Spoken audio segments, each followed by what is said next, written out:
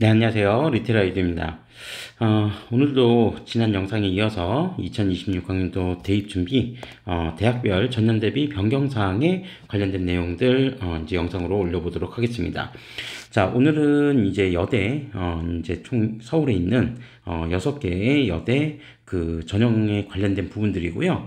2026학년도 그 전형에서 2025학년도하고 좀 비교를 해봤을 때, 전형 방식이나 이런 부분들이 또 어떤 변화들이 있는지 이 부분들을 한번 좀 살펴볼 예정이고, 또 이제 뭐 여학생들만 지원하는 대학교이다 보니까 오늘 이제 여대 6군데 대학을 모두 다 한 번에 살펴볼 예정입니다. 그래서 시간이 조금 더 걸릴 수도 있겠지만 어쨌든 이번 영상으로 서울에 있는 6개 여대에 관련된 전형 방법, 그 전년 대비 이제 전체적인 전형에 대한 변경 내용들은 기본적으로 오늘 영상에서 이제 전부 살펴보도록 하겠습니다.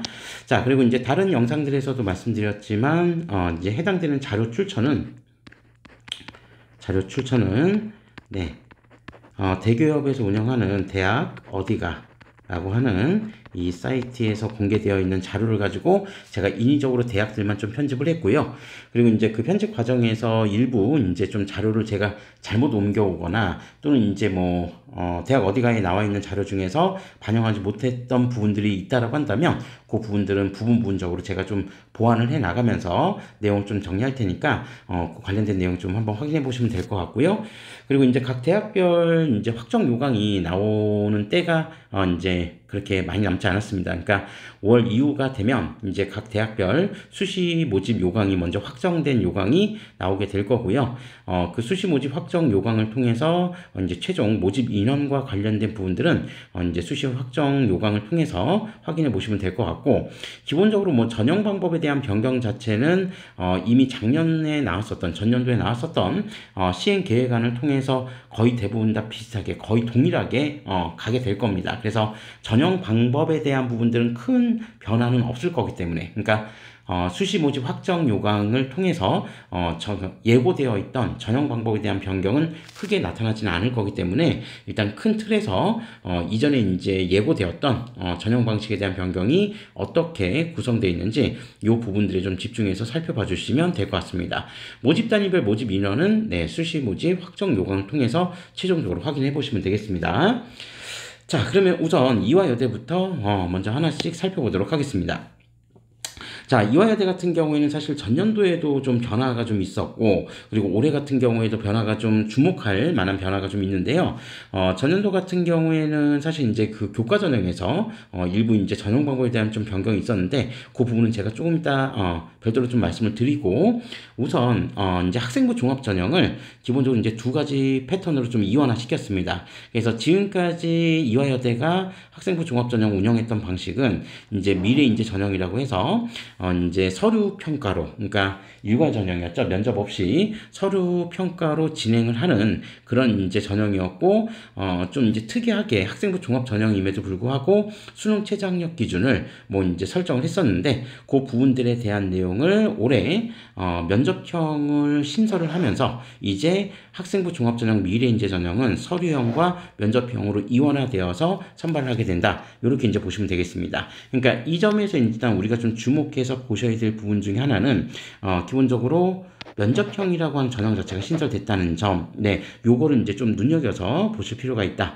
네, 이렇게 보시면 될 것 같고, 뭐 기존까지 이제 뭐 이화여대가 학생부 종합 전형에서 면접 전형을 따로 운영을 하지 않았던 거는 글쎄 뭐 여러 가지 이유가 있을 수 있겠지만 어쨌든 이제 교과 전형에서 면접을 좀 운영을 했었는데 그 교과 전형에서 운영하던 면접 방식을 이제 조금 바꿔서 올해는 이제 학생부 종합 전형에 이제 면접형으로 이제 조금 전형을 좀 세분화시켰다라고 하는 부분들을 좀 염두에서 살펴보시면 될 것 같습니다. 제가 봤을 때 이화여대 입학 전형에 있어서 특히 학생부 종합 전형에 있어서 가장 중요한 변화라고 생각이 되기 때문에 이 부분을 좀 눈여겨서 보실 필요가 있다. 네, 그렇게 생각하고요. 자, 그 다음에, 요 면접형에 관련된, 기본적인 그 모집 방법은 이제 어떻게 되는지, 요 밑에 이제 조금, 별도로 좀 표시가 되어 있는데, 네, 여기 네, 표시가 되어 있습니다. 자, 그래서 미래형 전형 같은 경우, 미래인재 면접형 같은 경우에 1단계에서 5배수 선발하고요. 2단계에서 1단계 서류평가 70과 면접 30%를 합산해서 최종 합격자를 선발한다라고 하는 부분. 그러니까 이런 부분들은 아마 이제 올해 당장 경쟁률을 좀 올리는 요인이 될 거다라고 하는 부분으로 보시면 되겠습니다. 그러니까 기존까지는 그 면접형 자체도 없었고, 그 다음에 이제 수능 최저학력 기준이 뭐 아시겠지만 인문 같은 경우 굉장히 좀 높은 수능 최저학력 기준을 요구했었거든요. 그러니까 그런 부분에서 뭐 변화가 좀 생기긴 했었지만 어쨌든 뭐 그런저런 이유로 또 여학생들만 또 지원할 수 있다라고 하는 어떤 특성들 때문에 기본적으로 이제 경쟁률 자체가 매우 높진 않았는데 올해 이제 신설된 이 면접형 전형 같은 경우에는 네. 여기 이제 보시는 것처럼 면접 비중이 지금 30%면 이제 평균적 수준은 되는 거고, 여기 이제 가장 중요한 요소 중에 하나가 이 면접형 전형은 수능 최저학력 기준을 적용하지 않는다. 네, 요 부분들을 감안한다면 올해 이제 2026학년도 이제 이화여대 미래인재 면접형 전형 같은 경우에 경쟁률은 상당히 좀 높아질 가능성이 있다라고 하는 부분들도 좀 참고해 보시면 되겠습니다. 자, 다음으로 학생부 교과 전형 관련된 전형 방법에 대한 변경을 살펴보도록 하겠습니다.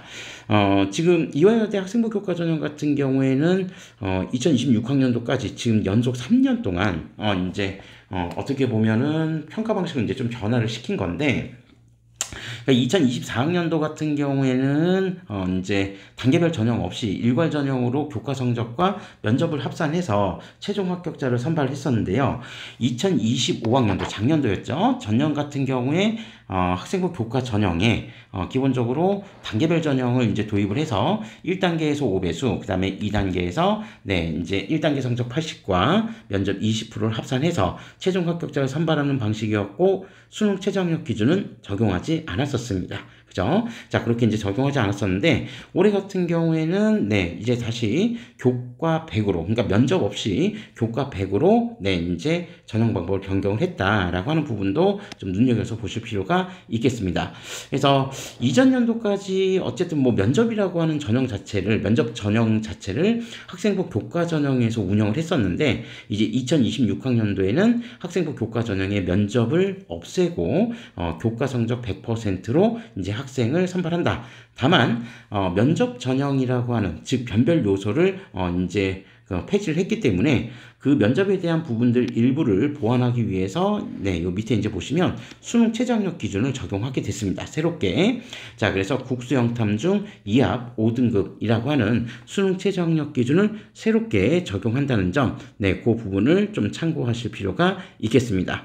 자, 요 내용들이 이제 좀 변화된 내용이다. 그래서 학생부 교과 전형 같은 경우에는 전년도 같은 경우에 단계별 전형을 한다고 했을 때도 뭐 1단계에서 지금 5배수를 뽑긴 했었는데, 이제 최종적인 경쟁률을 한번 놓고 보니까 교과 전형 전체 평균 경쟁률이 한 5.19 대 1이었으니까 일부 모집 단위를 제외하면 거의 대부분 다 지원자들은 1단계를 거의 대부분 다 통과를 할 수 있었다는 겁니다. 있었는데 올해 같은 경우 일단 수능 최저학력 기준을 적용한다는 점을 감안하면 뭐 이제 당장 경쟁률이 뭐 극도로 떨어질 거냐, 그럴 것 같지도 않습니다. 그러니까 2합 5등급이라고 하는 등급 기준, 이 요구 자체가 어쨌든 이화여대를 지원한 학생들에게 엄청나게 큰 부담이라고 보기에는 네, 아주 높은 기준치는 아니라고 생각은 하기 때문에 제가 봤을 때 이화여대 학생부 교과 전형은 전형 방법에 대한 변경은 있겠지만 기본적으로 평균 경쟁률은 4대1에서 5대1 정도 사이는 평균적 수준의 경쟁률은 유지하지 않을까, 네, 그렇게 생각을 합니다.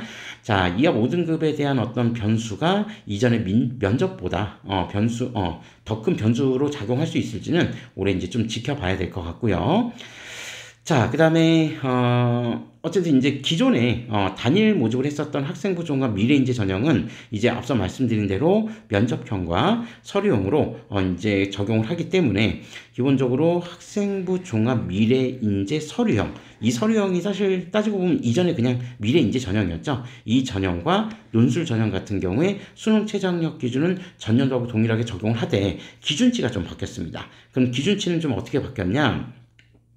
우선 국수 영탐 중에서 삼합 6등급을 적용하던 이제 그 계열들이 있었죠. 그러니까 그 계열들 같은 경우에 일반적으로 이제 인문계열 같은 경우는 이제 삼합 6등급을 적용했고, 전년도에 이제 자연계열 같은 경우는 기준치가 좀 달랐었습니다. 그러니까 자연계열 같은 경우에는 2합 5등급을 요구했었는데 자연계열은 크게 변화는 없고요. 그 다음에 3합 6등급을 적용했었던 인문계열과 국제학부 같은 경우에는 일단 올해 수능 최저학력 기준이 완화가 됐습니다. 그러니까 자연계열과 동일한 기준을 지금 이제 맞추게 됐거든요. 자, 그래서 기본적으로 국수영탐, 인문계열은 국수영탐 중에서 국어를 포함한 2개합 5등급, 이렇게 해서 기존보다는 수능 최저학력 기준치 자체가 하향 조정이 됐고요. 국제학부 같은 경우에도 자, 국수영탐 중 국어 포함해서 2합 5등급인데 다만 이제 전제조건 하나는 영어는 2등급 이내여야 된다라고 하는 이런 전제조건이 하나 더 붙어 있으니까 이 부분들 정도는 좀 참고하시면 되겠습니다.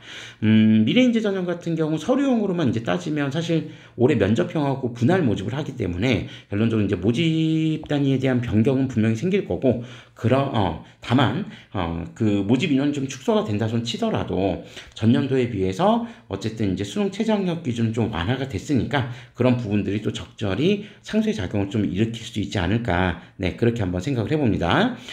기왕 이제 수능 최저학력 기준 나왔으니까 하나 더 말씀을 드리면, 이제 여기 이제 그 대교역 대학 어디가의 자료에는 지금 안 나와 있었지만 제가 이제 그 입학 그 전형 시행 계획안, 이화여대 시행 계획안을 보니까 수능 최저학력 기준의 변화가 있는 전형이 또 있긴 합니다. 그래서 고른 기회 사회 기여자 전형 같은 경우에 기본적으로 이전 연도까지만 하더라도 2025학년도까지만 하더라도 인문계열 모집 단위는 3합 8 수능 최저학력 기준이 있었죠. 자연계열 같은 경우는 2합 6이었는데 올해는 2026학년도에는 수능 최저학력 기준 자체가 폐지가 됐습니다. 폐지. 자, 모집 단위별 모집 인원이 많은 전형은 아니기 때문에 결론적으로 이제 경쟁률이 지금까지는 아주 극단적으로 높아지지 않는 그런 현상을 보였는데 2026학년도에 수능 최저학력 기준 폐지함으로써 당장 해당 전형 같은 경우는 경쟁률이 소폭 상승할 수 있다라고 하는 점들도 충분히 고려해서 지원 여부를 좀 판단해 보셔야 된다. 그렇게 좀 말씀드리고요. 자, 그리고 하나만 더 이제 말씀드리면, 여기 이제 안 써 있는 내용이지만 실기 실적 전형에서 어학 특기자 전형, 그리고 국제학 특기자 전형 같은 경우는 2026학년도에 폐지가 됐습니다. 폐지가 됐다는 점, 요것도 좀 기억해 두시고요. 그 다음에 예체능 실기 같은 경우에는 단계별 전형에서 올해 일괄 전형으로 좀 바뀌면서 교과 성적 20과 실기 80% 합산을 해서 일괄 전형으로 또 바뀌었다는 점도 일부 좀 변경된 내용이긴 하니까 그런 부분들도 지원 여부를 이제 지원을 고려하시는 수험생들은 참고해 보시면 되겠습니다. 자, 그 외에 이제 모집 단위 변경이 좀 있는데, 전년도에 인공지능 데이터 사이언스 학부, 자, 인문과 자연 모집했던 인공지능 데이터 사이언스 학부는 올해 데이터 사이언스 학과로, 이제 모집 단위가 변경되었다는 점, 요 부분들도 참고해 보시면 되겠습니다. 자, 그래서 이화여대의 전반적인 변화는 사실 이제 내용상으로 보면 엄청 많냐 적냐를 떠나서 제가 봤을 때는 사실 적지 않은 변화는 분명히 있는 것 같습니다. 그래서 교과 전형 같은 경우에는 이제 면접 없이 수능 최저를 적용한다는 점, 그리고 그 일괄 전형으로 이제 선발한다는 거죠. 그리고 학생부 종합 전형 같은 경우는 기존의 단일 전형에서 이제 면접형과 서류형으로 분리를 시켜놨고, 서류형 같은 경우에 수능 최저학력 기준은 전년도 3합 6에서 인문 같은 경우에 3합 6에서 2합 5로 하향 조정됐다. 이런 부분들이 좀 주요한 변화들이 좀 있었으니까 그 부분들 지원하실 때 좀 참고해 보셔야 될 내용들이다. 요렇게 좀 기억해 두시면 되겠습니다. 자, 그러면 바로 이어서 이제 숙명여대 전형 변경 관련된 그 변경 사항에 대해서도 살펴보도록 하겠습니다. 자, 우선 이제 숙명여대 같은 경우는 수시 교과 전형 같은 경우에 이제 전형 방법 자체에 대한 부분들 좀 이제 바뀐 부분들이 좀 있습니다. 그래서 학생부 교과 지역균형 선발, 그리고 논술 전형, 논술 우수자 전형 같은 경우에 어떤 식으로 이제 좀 변경이 됐는지 내용들을 한번 살펴보면요. 이전 연도까지만 하더라도 교과 성적 100%와 수능 최저를 적용해서 학생들을 모집했는데, 수능 최저학력 기준은 변화가 없지만 교과 성적 100에서 이제 어떤 식으로 적용됐냐면, 공통 과목과 일반 선택 과목의 가중치 80, 진로 선택 과목의 가중치 20을 부여함으로써 교과 성적 산출 방식 자체가 일단 좀 바뀌었다라고 하는 부분들을 좀 참고해 보시면 되겠습니다. 자, 그리고 전년도까지만 하더라도 진로 선택 과목도 일단 반영이 되긴 했었는데, 전년도의 진로 선택 과목 같은 경우에는 반영 교과 중 3개 과목, 상위 3개 과목만 반영을 했었다면, 올해 가중치 20을 부여하면서 진로 선택 과목 반영 교과 전 과목, 상위 3개 과목이 아니라 전 과목을 또 반영한다는 점, 이 점이 일단 좀 변화된 내용이기 때문에 이 부분들도 좀 참고해 보시면 되겠습니다. 어차피 뭐 교과 성적 자체는 여러분들 이제 3학년 1학기 내신 성적이 끝나고 나면 이제 숙명여대 식으로 환산했을 때 자동적으로 이제 계산이 되어서 산출이 될 거기 때문에, 그 내신 성적이 전년도 입결과 비교했을 때 뭐 전년도 입결뿐만 아니라 한 2년 정도, 3년 정도 입결치와 비교했을 때 편차가 크게 발생하지 않는다라고 한다면 지원 여부를 충분히 고려해 보셔도 될 거다. 요렇게 좀 생각하고요. 그리고 참고로 뭐 헷갈리실 수 있으니까, 반영 교과 자체는 어떤 교과가 반영되냐면, 반영 교과는 변화는 없습니다. 그래서 국수, 영사, 과, 한, 그러니까 주요 교과목들 거의 대부분 다 반영이 됐었다라고 하는 것들을 좀 참고해 보시면 되겠습니다. 자, 그리고 수능 최저학력 기준. 자, 이제 학생부 교과 약학부를 제외한 나머지 모집 단위들 같은 경우에 전년도 2합 5등급이 적용이 됐었는데, 올해 같은 경우 2합 6등급으로 일단 소폭 하향 조정되었다는 점, 이 점도 참고해 보시면 되겠습니다. 자, 어쨌든 수능 최저학력 기준이 적용된다는 거는 전하고 동일한데, 기준 자체를 일단 하향 조정했다는 점, 이 부분들을 좀 기억해 주시면 될 것 같고, 2합 5등급하고 2합 6등급, 어쨌든 뭐 사실 수험생들의 입장에서는 부담이 상당히 좀 낮아졌기 때문에 입결이 소폭 상승할 가능성은 있다라고 하는 점도 참고해 보시면 되겠습니다. 자, 다음으로 이제 정시 전형 같은 경우입니다. 자, 정시 전형인데 수능 반영. 자, 일반 학생 전형 같은 경우에 전년도 같은 경우 사실 이제 뭐 숙명여대 지원을 한번 생각해 보셨던 분들, 또는 이제 숙명여대 관심을 갖고 있었던 학생이나 수험생이나 학부모님들은 아시겠지만, 학과별로도 이 수능 반영 영역이나 그다음에 반영 비율에 대한 부분들이 상대적으로 그 편차가 좀 되게 컸었거든요. 그러니까 뭐 제 기억에 뭐 그 통계학과나 요런 이제 수학 관련된 학과들 같은 경우도 수학 가중치가 되게 높고 막 그랬었는데, 올해 같은 경우 2026학년도 같은 경우는 그런 이제 복잡한 경우의 수를 이제 조금 더 이제 완화해서 모집 단위별 수능 반영 및 반영 비율을 학과별이 아니라 계열별로 통합을 했다라고 하는 점을 좀 참고해 보시면 되겠습니다. 그러니까 계열별로 통합을 했다는 거는, 그러니까 학과별에서 계열별로 통합을 했다는 거는, 그러니까 인문계열 얼마, 자연계열 얼마, 그 다음에 첨단공학계열, 그 다음에 자유전공계열, 예체능 1, 2 계열, 이런 식으로 해서 어쨌든 전년도보다는 조금 더 비교적 단순화시켜서 이제 점수 산출을 하는 데 있어서 유불리를 뭐 경우의 수를 많이 고민할 필요는 없게 그렇게 만들어 놓은 것 같습니다. 그래서 기본적으로 뭐 인문 같은 경우하고 그냥 자연 같은 경우만 한번 그 계열별 반영 비율을 보면, 인문 같은 경우는 국어가 35%, 그 다음에 수학이 25%, 영어 15%, 그 다음에 탐구 25. 요렇게 이제 반영이 되고요. 자연계열 같은 경우에는 국어 25, 그 다음에 수학 35, 그 다음에 영어 15, 탐구 25. 이건 이제 동일합니다.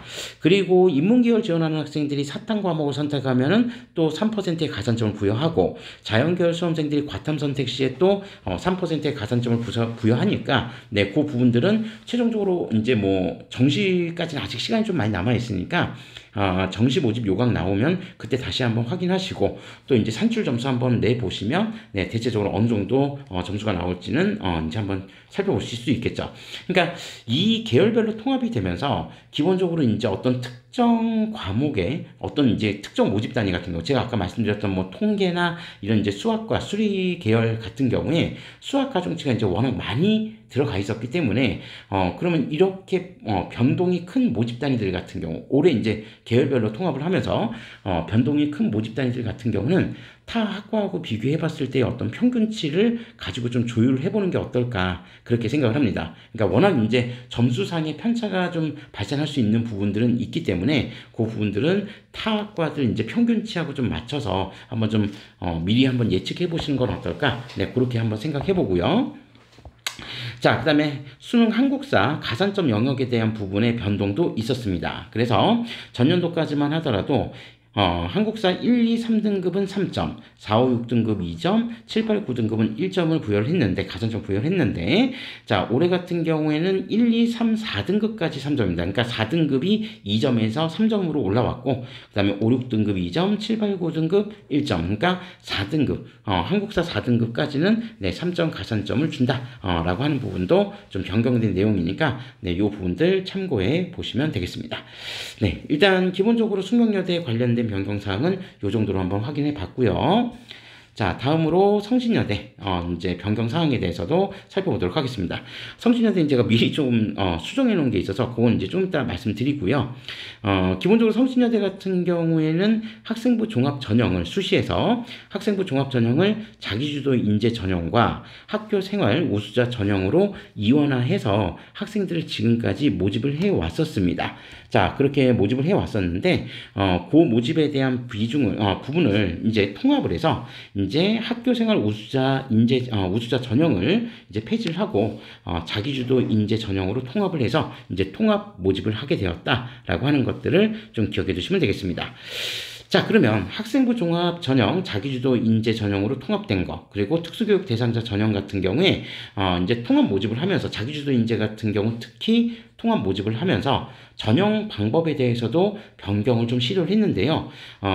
일단 단계별 전형을 하는 건 동일합니다. 다만 그러니까 1단계에서 3배수를 뽑고 하는 것들은 전년도하고 동일한데 2단계에서 이제 기본적으로 서류평가하고 면접평가의 비중을 조금 바꿨습니다. 그래서 뭐 결론적으로 먼저 말씀드리면 면접평가의 비중을 전년도에 비해서 조금 높였다. 이렇게 이제 보시면 되겠는데 전년도 같은 경우가 제가 아마 잘못 썼겠죠. 그래서 전년도에는 서류 70과 면접 30%를 합산해서 최종 합격자를 선발했었는데 2026학년도에는 서류 60과 면접 40%를 합산해서 최종 합격자를 선발합니다. 즉 전년도에 비해서 학생부 종합 전형에서 면접 비중을 확대했다는 점, 제가 앞선 다른 대학교들 동영상에서도 말씀드렸지만 기본적으로 면접 비중 자체가 40% 정도까지 이르게 되면 면접의 변별 요인이 상당히 좀 커진다고 볼 수 있습니다. 그러니까 면접 비중이 보통 30% 정도면 타 대학과 비교해서도 거의 평균적 수준이라고 볼 수 있는데 면접이 보통 40, 50 이런 식으로 넘어가기 시작하면 면접에 대한 변별 요인이 상대적으로 좀 높아지는 부분들이 있기 때문에 올해 성신여대를 지원하는 수험생들은 특히 면접에 대한 철저한 준비가 있어야 된다. 학생부 종합전형으로 지원하는 수험생들은 면접 대비를 좀 더 철저히 하셔야 된다라고 하는 부분들을 말씀드릴 수 있겠습니다. 면접 자체는 기본적으로 서류 기반 면접이기 때문에 제출된 학생부를 기반으로 해서 면접이 이제 진행될 예정이기 때문에 자기 학생부에 대한 철저한 이해와 숙지가 필요하다. 이렇게 생각해 보시면 되겠습니다. 자, 다음으로 논술 전형에서도 변화가 좀 생겼는데요. 논술 전형 같은 경우는 기존에 논술 전형 전형 방법이 논술 성적 90과 교과 9, 그 다음에 출결 1% 합산해서 100%로 최종 합격자를 선발했는데 이제 2026학년도에는 논술 100% 일괄 전형으로 이제 선발한다라고 하는 거. 그러니까 논술 비중이 압도적으로 이제 높아졌다. 네, 이렇게 생각해 보시면 되겠습니다. 자, 그런 내용들의 변화가 좀 있었고요. 그 외에 이제 또 다른 변화 같은 경우를 이제 뭐 추가적으로 좀 살펴본다면 정시 전형 일부에서 모집 단위에 대한 변동이 좀 있습니다. 그러니까 성신여대 정시 전형 같은 경우에 뭐 인문, 융합, 예술, 계열과 그 다음에 사회과학 계열, 과학 계열 같은 경우는 계열은 폐지가 되고 그 다음에 뭐 자유전공이나 이제 뭐 첨단 분야 같은 게 신설됐다고 하는데 이 부분들은 뭐 전년도에도 자유전공 같은 경우 이제 선발했었으니까 그런 부분들은 좀 참고해서 보실 필요는 있다. 정시는 이제 모집단위 일부에 좀 변경이 있다라는 점이니까 그 점만 좀 한번 보시면 될 것 같고요. 자, 바로 이어서 덕성여대 전형 방법에 대한 변경도 한번 살펴보도록 하겠습니다. 덕성여대 같은 경우 올해 이제 그 전형 변경 요소에서 좀 주목할 만한 변경 요소 중에 하나는 약학대학 논술 전형이 신설이 됐다라는 점에 조금 주목해서 보실 필요가 있습니다. 아무래도 의학학 계열 같은 경우 논술 전형이 이제 신설이 되면 뭐 경쟁률 자체가 타 모집 단위하고 비교할 수 없을 정도로 상대적으로 굉장히 높은 경쟁률을 보여주는데, 그런 점에서 덕성여대가 이제 논술 전형으로 약학대학 신입생을 모집한다는 점, 요게 일단 새롭게 추가된 부분이라는 점을 좀 기억해 주시면 될 것 같고요. 자, 그 다음에 학생부 교과 전형 같은 경우는 2개 전형으로 운영을 했었죠. 그래서 학생부 100% 전형과 고교 추천 전형 운영을 했었는데, 일단 학생부 교과, 학생부 100% 전형은 올해 이제 폐지가 되고, 이제 교과 전형, 고교 추천 전형으로 운영을 한다라고 하는 부분도 참고해 보시면 되겠습니다. 자, 그리고 앞서 말씀드린 대로 약학대학 논술 전형 이제 선발 방식은 논술 100%로 모집을 한다라고 하는 것, 그 전형 방법은 100%다라고 하는 거를 살펴보시면 될 것 같고요. 자, 그 다음에 약학대학 어쨌든 이제 그 논술 전형이 이제 신설이 됐고, 그 다음에 이제 뭐 학생부 교과 고교 추천 전형에서 선발할 때 적용하는 수능 최저학력 기준에 관련된 부분도 좀 살펴보실 필요가 있습니다. 그래서 일단 기본적으로 수능 최저학력 기준은 국수, 영과 중에서 수학 포함 3합 5등급인데, 아마 이제 전년도에 덕성여대 수능 최저학력 기준에 관심을 가지고 있었다라고 한다면 요 부분에 좀 변화가 있는지 요 부분들 한번 좀 살펴보셔야 될 것 같은데요. 우선 이제 전년도 같은 경우 뭐 논술은 없었으니까 아마 여기 전년도 빈 칸으로 지금 좀 남겨져 있는 것 같은데, 약학과 같은 경우 2025학년도 같은 경우에 약학과 뭐 교과 전형으로 이제 모집을 했을 때 같은 경우에는 당시에도 수능 최저학력 기준을 적용했었습니다. 그래서 당시 이제 수능 최저학력 기준은 얼마였었냐면 국어, 그다음에 수학이 기하나 미적 지정이 돼 있었습니다. 그다음에 국수, 영, 과 중에서 국수영과 중에서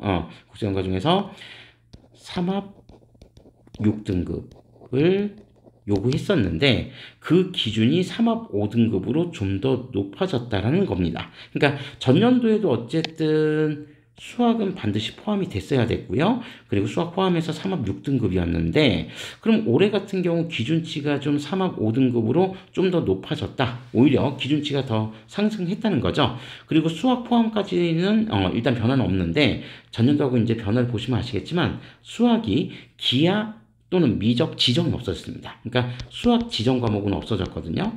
2026학년도 같은 경우는 지정 과목이 폐지가 됐기 때문에 그러니까 확통을 선택해도 크게 문제가 되지는 않는다. 이렇게 좀 보시면 되겠습니다. 그래서 일부의 그런 변화들이 좀 있으니까 그 내용들을 좀 참고해 보시면 될 것 같고요. 자, 그 다음에 약학대학 이제 정시 수능 전형으로 이제 들어가게 되면 약학대학 같은 경우에 이제 수능 반영 방법, 그러니까 반영 비중이 좀 반영 방식에 대한 변화가 좀 있는데 지금 수능 최저학력 기준에서 보셨던 것과 좀 비슷합니다. 그러니까 전년도 같은 경우에 국어 20, 그 다음에 수학은 반드시 기하나 미적을 선택하고 30%, 그 다음에 영어 25, 과탐 25 이렇게 이제 반영이 됐었는데 2026학년도에는 국어 반영 비중 조금 감소했고요. 5% 감소했고 수학 30%인데 보시면 아시겠지만 지정 과목이 없습니다. 그죠? 그래서 그냥 수학 30 그리고 영어 20 그 다음에 과탐 25 그래서 수학에 대해서만큼은 이제 지정 과목이 폐지가 되었다라고 하는 점을 기억해 주시면 되겠습니다. 모든 모집단이 관련된 부분이 아니라 지금 약학대학 관련된 부분을 말씀드리고 있었으니까 그 부분을 좀 참고해 보시면 될 것 같고요. 그다음에 모집단 신설 이거는 뭐 AI 신약학과나 자유전공 같은 경우는 2025학년도에도 일단 기본적으로 학생들은 이제 선발을 하고 있었기 때문에 뭐 여기 이제 2026학년도에 뭐 신설된 모집단이라고 하기보다는 기존에 이제 작년에 신설된 모집 단위에서 올해도 이제 이어서 모집을 한다. 네, 그런 의미 정도로 네, 받아들여 주시면 되겠습니다. 자, 그런 내용들의 좀 변화가 좀 생겼고요. 하나만 더 말씀드리겠습니다. 지금 이제 주로 약학대학 관련된 부분들을 좀 얘기하다 보니 좀 이제 그 누락된 부분이 있어서 그 부분만 좀 하나 좀 말씀을 드리면은 학생부 교과전형 같은 경우에 교과전형 수시죠. 수시 학생부 교과전형 같은 경우에 다른 모집 단위들에서는 변화가 없냐? 다른 모집 단위들 변화 있습니다. 그러니까 이건 약학과도 이제 뭐 포함이 되는데 기본적으로 반영교과에 대한 그러니까 교과전형에서 반영교과에 대한 변경이 좀 있었습니다. 반영교과에 대한 변경. 자, 그럼 반영교과가 어떻게 변경이 되었냐? 2025학년도까지만 하더라도 국수영 사과 중에서 아시죠? 그러니까 뭐 관심 있는 분들은 아시겠지만 국제연과 중에서 세계 교과군 중 상위 4개 과목을 반영했었습니다. 그러니까 뭐 결론적으로 이제 최종적으로 성적에 반영되는 교과는 총 12개 과목이 될 텐데 그런데 2026학년도에는 네, 전 과목으로 반영교과 전 과목으로 바뀌었다.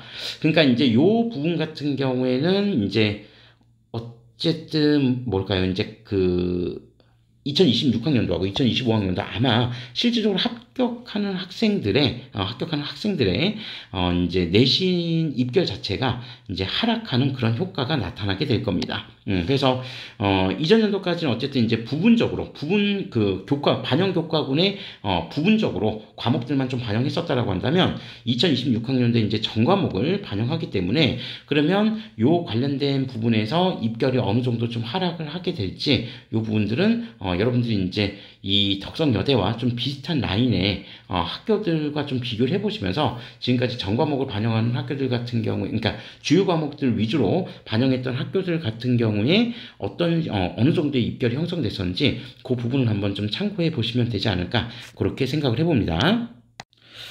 아마 그런 점들을 좀 감안하면, 그러니까 다른 학교들하고 이제 그 덕성여대하고 좀 라인이 비슷한 타 대학들과 좀 비교를 해보면 아마 대략 한 2점 후반대에서 한 3점 초반대 정도 그 정도 이제 형성되지 않을까 싶어요. 그래서 지금까지는 어쨌든 이제 덕성여대 같은 경우에 교과 성적에서 이제 반영 교과군에 좀 이제 그 부분적으로 반영하던 그런 이제 경향들이 좀 있었기 때문에 어쨌든 입결 자체가 거의 한 2점 초중반 정도의 형성이 돼 있었는데 그 성적들이 이제 한 2점 후반대에서 3점대까지도 벌어질 수도 있다. 그러니까 그런 부분들을 충분히 고려하셔서 지원 여부를 좀 판단해 보시면 되지 않을까. 네, 그렇게 생각하고요.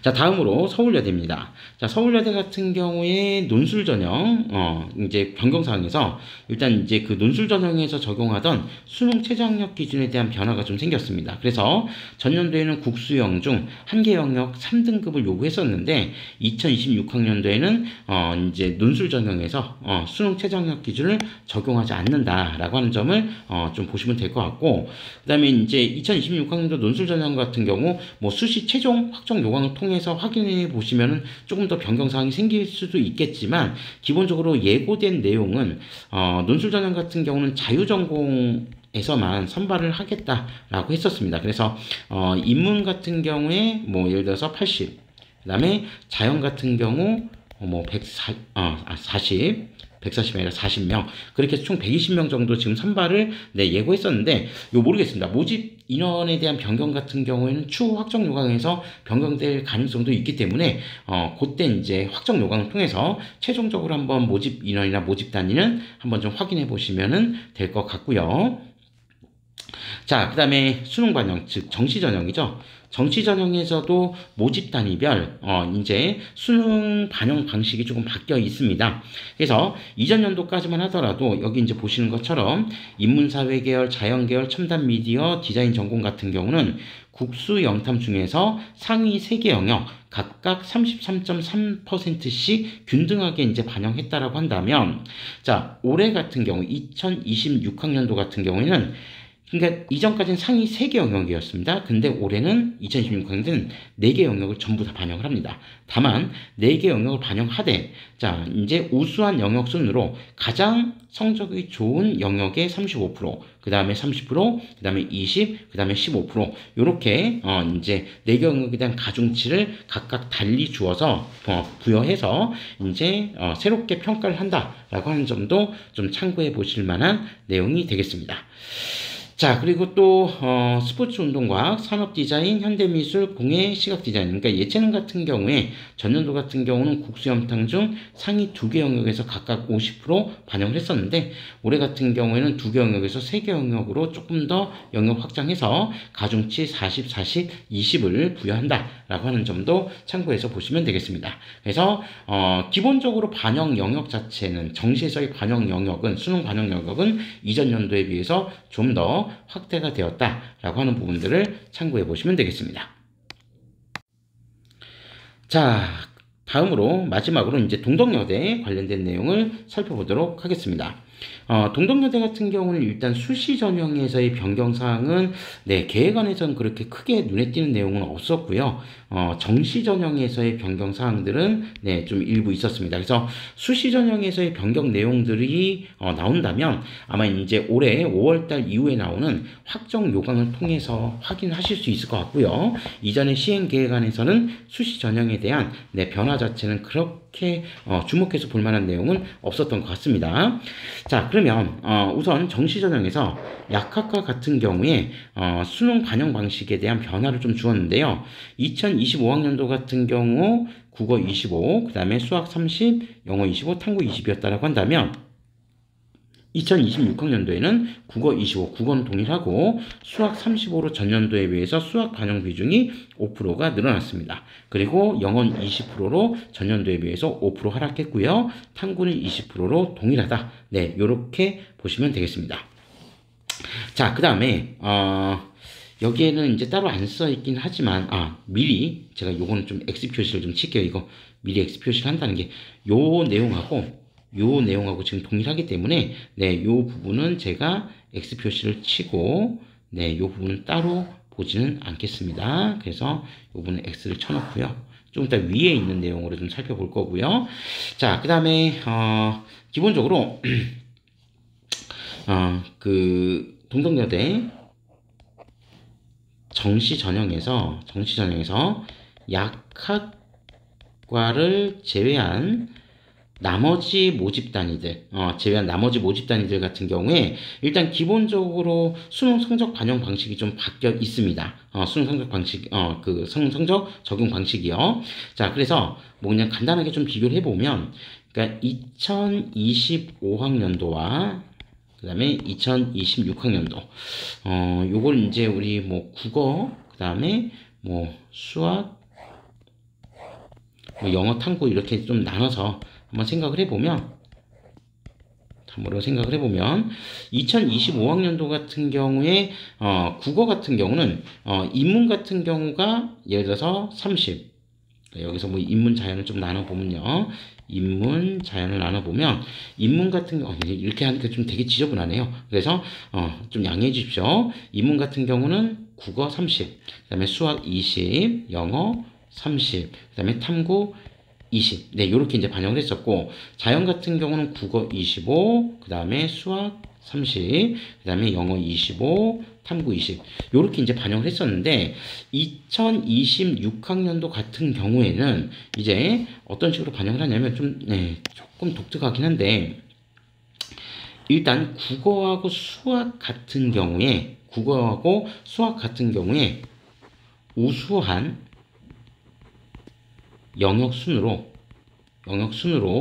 먼저 35%, 그 다음에 그 다음 우수한 영역 25%. 네, 요렇게 이제 반영 비율이 정해졌습니다. 그러니까 국어가 수학보다 성적이 더 좋으면 국어의 35%, 그 다음에 수학의 25, 그 반대의 경우라고 한다면 수학의 35, 국어의 25.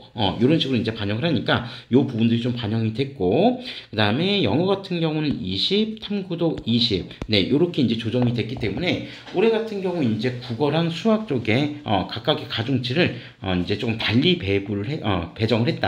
그러니까 뭐 이 부분들을 한번 그냥 우리가 평균적 수준으로 고려한다면 문과 쪽, 그러니까 인문 쪽 학생들은 국어에서 좀 더 높은 점수를 받아서 국어에서 높은 가중치를 받을 수 있고, 자연계열 같은 경우는 수학에서 좀 더 높은 점수를 받아서 수학에서 좀 더 높은 가중치를 받을 수도 있게 되었다라고 하는 점들을 좀 기억해 주시면 되겠습니다. 네, 그런 내용들이 있다라고 하는 부분들 좀 참고하시고요.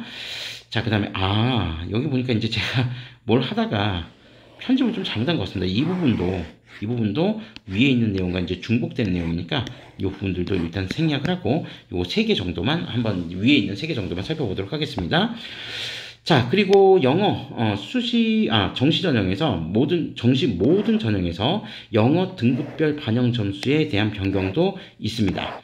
자, 그러니까 영어 등급별 반영 점수 같은 경우 1등급이 100, 2등급이 97, 이전 연도에, 그 다음에 3등급이 91, 그 다음에 4등급이 82, 뭐 이런 식으로 갔었는데, 2026학년도에는 1등급 100, 2등급 99, 그 다음에 3등급 96. 그러니까 결론적으로 영어의 변별력은 전년도에 비해서 좀 더 줄었다. 그래서 전년도까지만 하더라도 1등급과 2등급 사이에 점수 격차가 3점, 2등급과 3등급 간의 점수 격차가 무려 6점 정도가 발생을 했었는데, 올해 같은 경우에는 1등급과 2등급 간의 점수 차이가 불과 1점, 2하고 3등급 간에도 3점 차이니까 전년도에 비해서는 극간 점수 차이가, 그러니까 1, 2, 3등급 정도까지는 극간 점수 차이가 매우 큰 건 아니다. 전년도보다는 좀 더 줄어들었다. 네, 그렇게 생각해 보시면 되겠죠.